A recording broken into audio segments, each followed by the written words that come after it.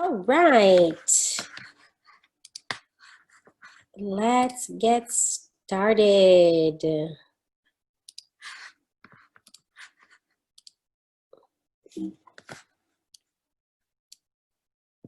Okay, so today I'm here to talk to you guys about chapter 1 of our book, Creative Materials and Activities for the Early Childhood Curriculum. And I really like this book. It's from John Eisenberg and Jennifer Durham. It's a really great read. It's a little bit thick because it has connections to every possible content. Okay, social studies, science, drama, you name it, this book has it. So I really thought, okay, if we're gonna read something, let's read something really good. So this is it. This is a really great opportunity for you to learn all about art connections and art integration. All right, so I'm going to share my screen again. And here we go. All right.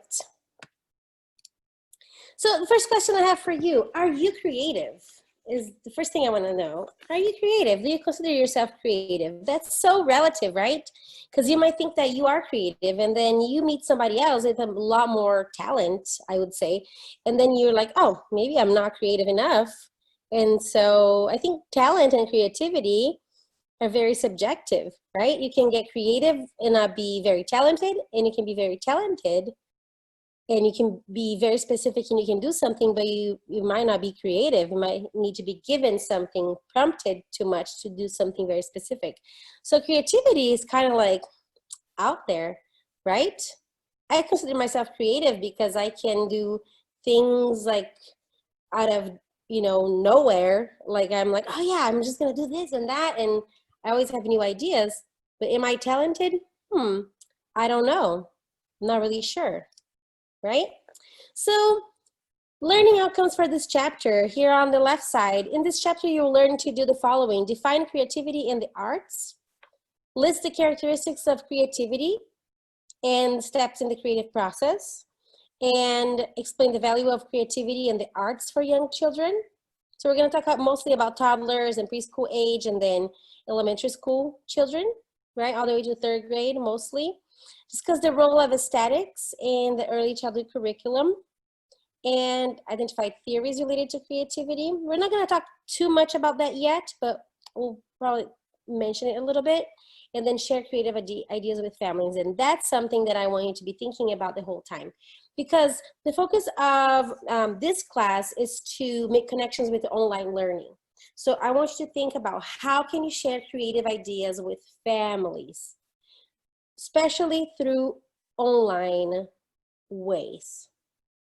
How can you go into their home through the computer and do something amazing? Okay, so our book says defining creativity in the arts. It says right there, creativity experts define creativity differently, right? It says some define it in terms of the person's ability, such as thinking flexibly, doing things in a very unique way, or being good at solving problems. That maybe is creativity, right? Others define creativity based on the product, such as how useful, appropriate, or unique something is. Still others define it as a combination of abilities, skills, and attitudes. Dictionary says that it's something original, imaginative, and productive. That's creativity. So what is creativity? So here at the bottom I have, this text defines creativity as the ability to think and learn about ideas in new and unique ways, and to produce something original but still appropriate and useful. So I'm going to ask that question again. Are you creative? Can you help your students be creative? Say yes. All right. Okay, so the value of creativity in the arts for young children. So that's our next part. So imagine for a moment the following children of different ages. The first thing that the book says is preschool children who are engaged in an imaginative play at a supermarket. So you have like your stations, right? And then you have like a supermarket corner or station for them to play a dramatic play station. Then you have kindergarten children who are twirling and swaying with scarves as they move to music. Whee! Right? Then you have primary children who are reenacting their favorite story. Maybe the Three Little Pigs. Maybe they have costumes on, maybe they don't. Maybe they have masks. Maybe they have little puppets. Maybe they made their puppets. Elementary children who are using secret codes, rhymes, jokes, or riddles to communicate with one another on the playground. So these children are creating something new from what they already know, right? Creativity starts with curiosity that allows children to express themselves and to think broadly and imaginatively. It is an important ability for all children to develop because the complex problems we face today and tomorrow all require creative solutions. And we know that for a fact, because every day you were faced with something new. You wake up in the morning and you don't know what your day is gonna be like. You don't know what society is gonna be like today, tomorrow, next year, right? Think this year is gonna be the best year of your life, and then boom, you have the weirdest year of your life. It's like, okay, we're gonna have to adapt and make it all work, right?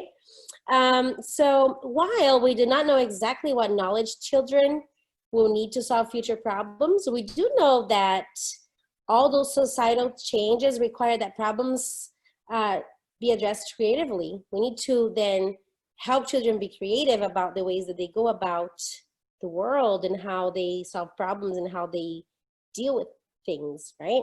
So when we help kids like be leaders and create new things, we're gonna be doing the following. So we have those bullet points. So research suggests that creativity accomplishes the following. The first bullet point is promotes learning and academic achievement. 2, helps develop skills in all domains. 3, fosters self-esteem. 4, encourages children to seek more than one way to solve a problem. 5, develops the potential to think. And 6, supports children individually.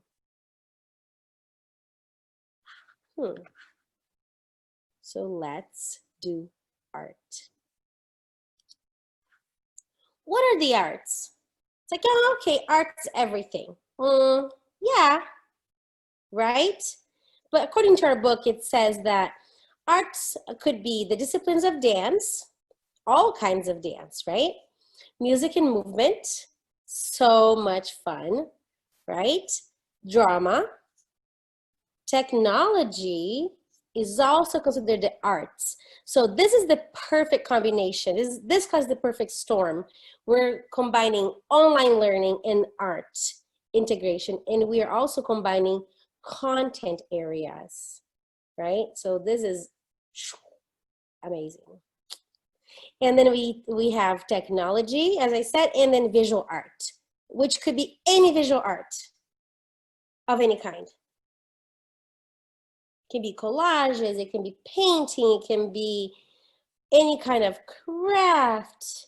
It can be like, you name it. It can be anything. A sculpture, right? And that's it. It's awesome. And we can even talk more about that later. There are many other things that we can think about together and help that would help us define what art is. The value of creativity and the arts for young children. So that we just talked about that. Oh, I just went back one, sorry. And then visual art. What is visual art? So we talked about visual art. What does that entail? So it could be anything that you see, right?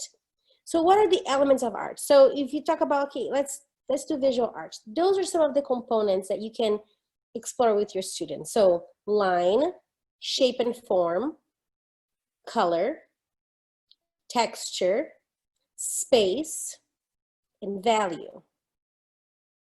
Now look at this image for a little bit. Look at how many words you can teach your students. Take just a second and look at those. Are you teaching the students the vocabulary words? Think about your English language learners and your diverse learners. Are you teaching them the vocabulary words to make them successful for learning, for being, for being successful learners.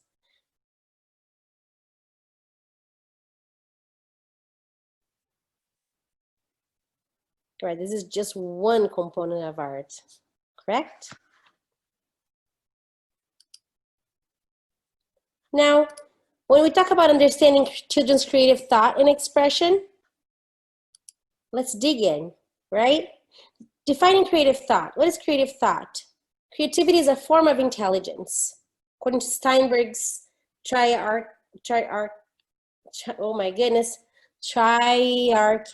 theory of intelligence. I cannot even say that. It's like a tongue twister.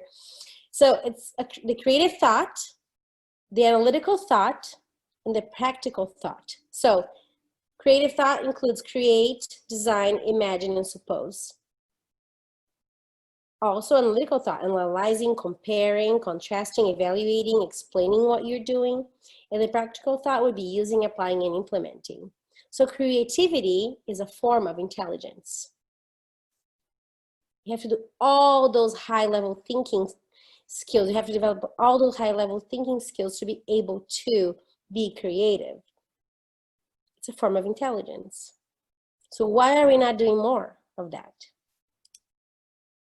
Now, creativity as a thinking process, it will develop students' fluency, generating many responses, building related ideas, flexibility, approaches in a new way, view problems from different perspectives, originality, producing unusual and novel ideas, combining the known into a new form, and elaboration, fuel out ideas, adding details.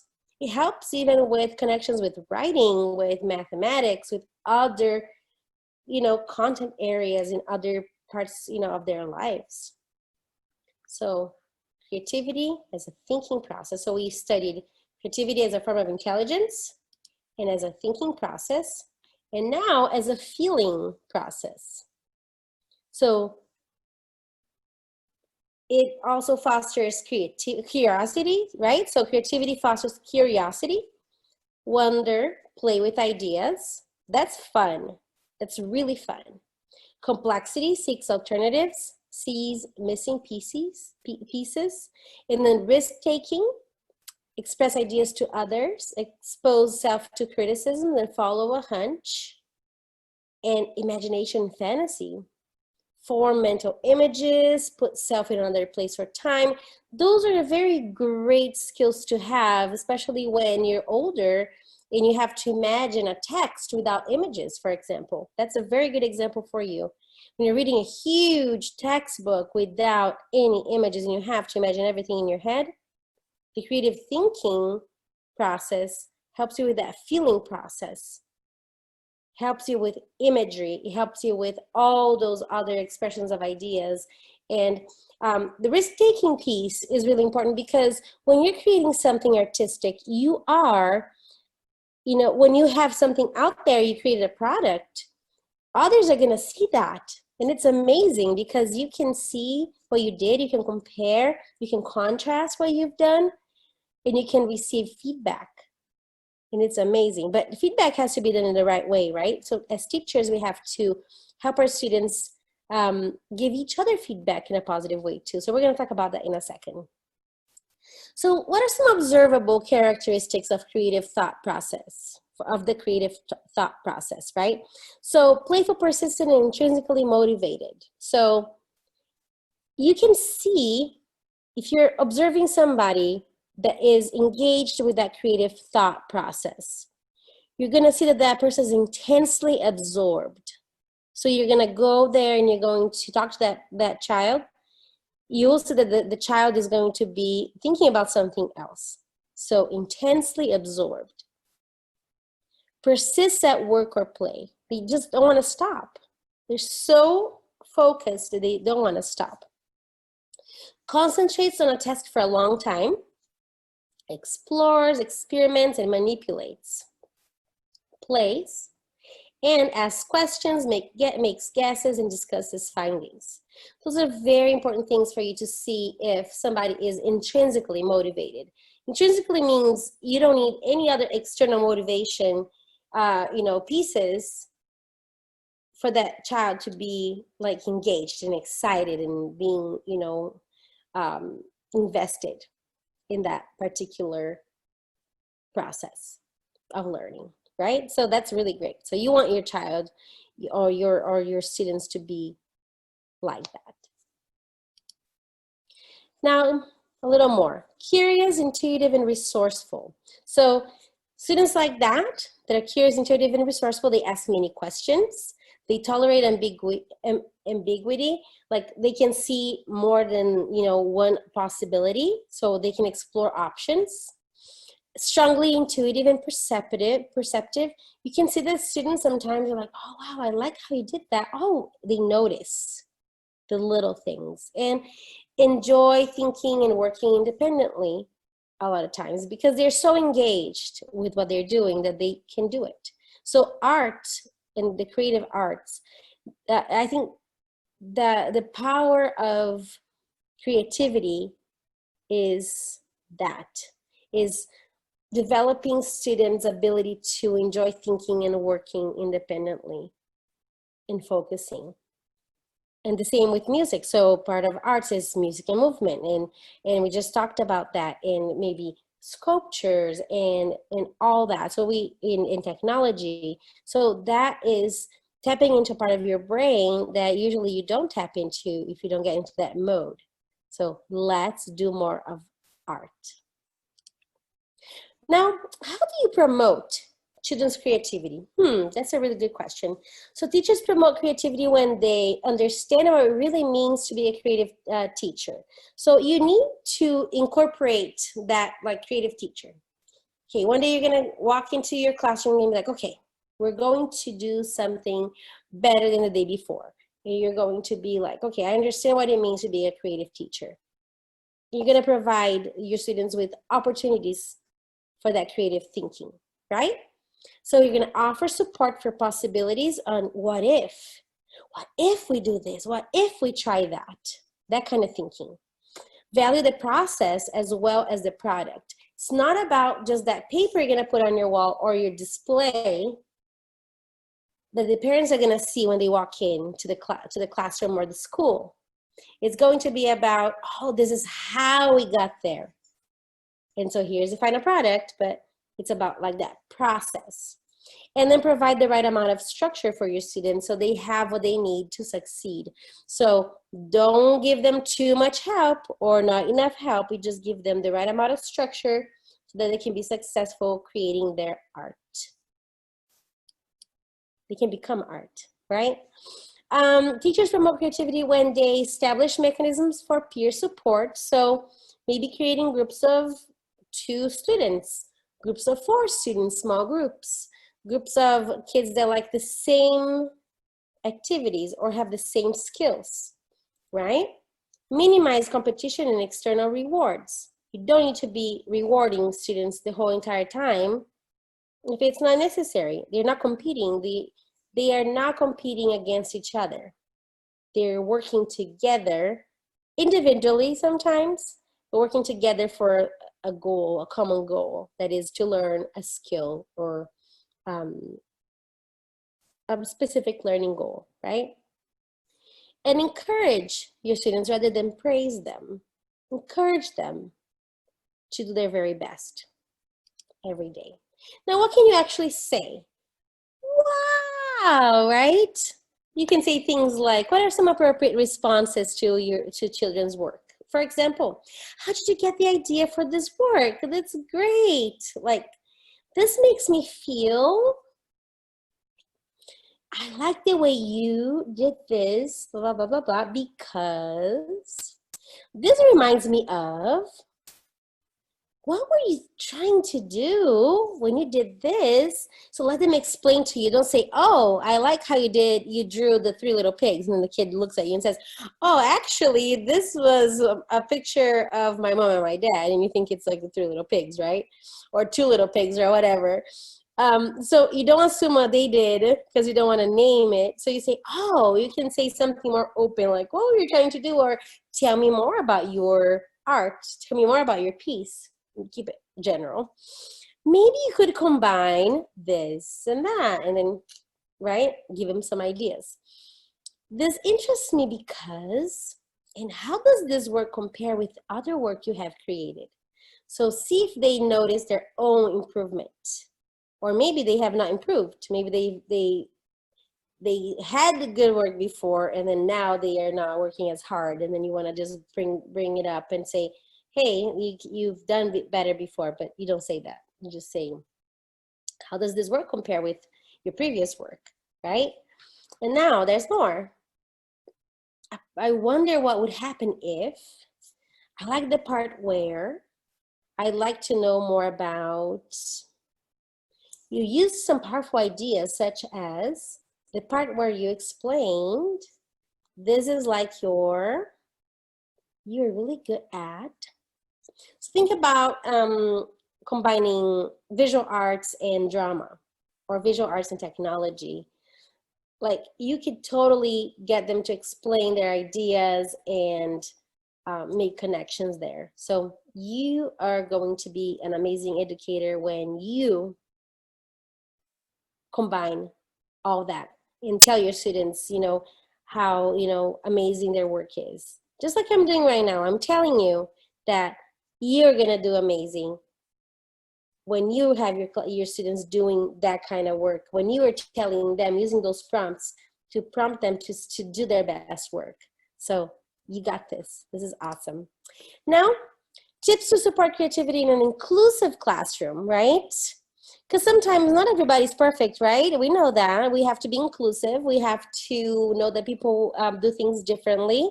Not everybody has talent for every single thing. Like not everybody can draw, a perfect portrait of an elephant, for example. Or you have somebody draw, family. I can do stick figures. Like it doesn't look right. It doesn't look good. Like if I were to draw something right now, let me see if I can have a little piece of paper here handy. Oh, I do right here. So if I were to, oh yeah, draw your family, Angela. It'll be, oh yeah, this is my dad. This is my mom. Like this is what I would give you versus somebody giving you something perfect, right?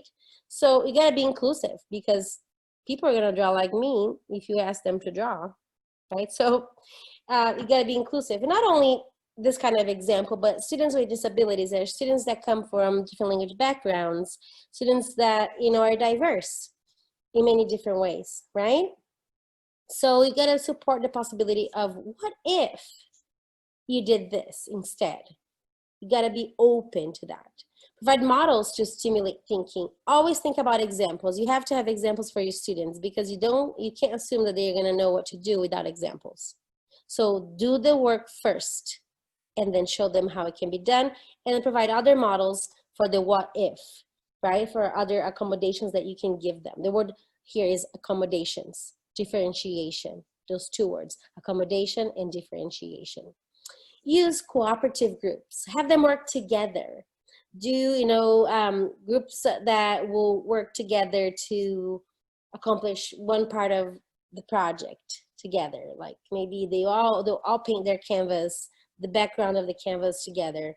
Then they can do the second part after it dries on a different day individually. But they did the first part together because they needed that help, and so on and so forth. Okay, and then provide a variety of tools for them to demonstrate how how it can be done. So you demonstrate to them how to use those tools, like how to use a paintbrush, how to read a script for their play, how to write a play. I mean, you're gonna just give them all the tools needed for them to be successful. All right, now creativity in the inclusive classroom means that you need to anticipate boredom. So you know that some students will be engaged and some will not. So you have to encourage students to take the initiative during the time that you don't have things for them to do per se, that it's kind of like more free time and then they have time to create, because not everybody will be self-starters. So they will be like, oh, okay, what do I do now, right? Have to encourage them to take initiative. Seek professional development and creativity. How do you do that? By taking a class like this one, for example, or to, getting together with other teacher friends and painting together, or doing, you know, like writing a play together, or doing dance and movement, you know, lessons together, like kind of creating lessons together and putting like curriculum together. I don't know, create something unique with a team, right? Team is always better. And then partner with outside agencies, for example, museums or individual artists, have a guest speaker come in. If you learn, they learn. So be motivated, be engaged. All right. And then for behavior to be creative, it must meet 4 criteria. Now that's when you gotta be thinking. So it's gotta be original, appropriate or relevant, fluent, which results in new or meaningful forms, and flexible, explores and uses non-traditional approaches to problem solving. So that's how you meet standards. So you're gonna say, is this creative? You look at a piece of work, oh yeah, is this creative? Oh, is this original? How many people are doing that? Is this appropriate or relevant? Oh yeah, this is really great. Like, you know, this is appropriate for a 4-year-old because, right? And then fluent, is it new? Is it a meaningful form of visual art or dance or drama? And does it explore approaches to problem solving? Like, is it flexible, right? Sometimes the last one doesn't apply to everything, but it might. I'm going to the next one. All right. Okay, and to wrap up our lesson, our chapter, I want to say that you need to be making connections with the families, okay? The purpose of this class is to really make sure that you are connecting with the families, especially in an online environment. What can they do? That's the first question. What can they do at home with things that they already have at home with you, maybe on Zoom or a different, you know, online platform, maybe Google Classroom, I don't know, or Teams, whatever you're gonna use, Microsoft Teams, you name it.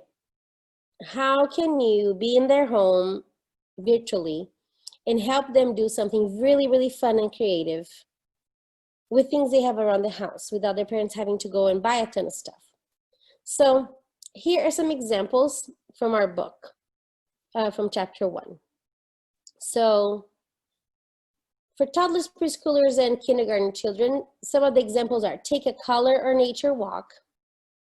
So enjoy nature, looking for colors of the rainbow, collect twigs and leaves, have your children use natural items as paintbrushes, right? For example, make leaves become paintbrushes, things like that. Make collections from different shapes, sizes, and forms, textures. Watch as children naturally sort and order the objects. That's creative. Read books about creative thinking. And so one example that the book talks about is this book that I have right here, Max's Words. And then there are others right here, Over and Under the Snow. You can find those on YouTube, actually, people reading them aloud. Right here. And then you have Maudie and Bear. And then for older kids, you can actually do recycled creations, use recycled materials such as shoes, worn out clothes, buttons, paper towel rolls, and make crafts, make, you know, use marker, glitter, glue, and then combine all that and make something awesome. Build a story, have your children create a multi-page illustrated storybook. Start with the title, cover page, pass the book along to a family member, and then that person will create a page, the first page, and then continue to pass the book around. The next person illustrates it till you have a whole book. And then other ways to do bookmaking could be, you know, using like responding to, like, for example, right here, the last one says, include a notebook and an assortment drawing or writing implements such as markers, chalk, pens, and pencils for making books. Have children draw or write a response to the book in the bag and put the notebook back in the take-along bag. So you could have a book and then this notebook to go with that book. So then you can write about what you're reading. When the child returns the take-home bag to the classroom, invite the child to share his or her story.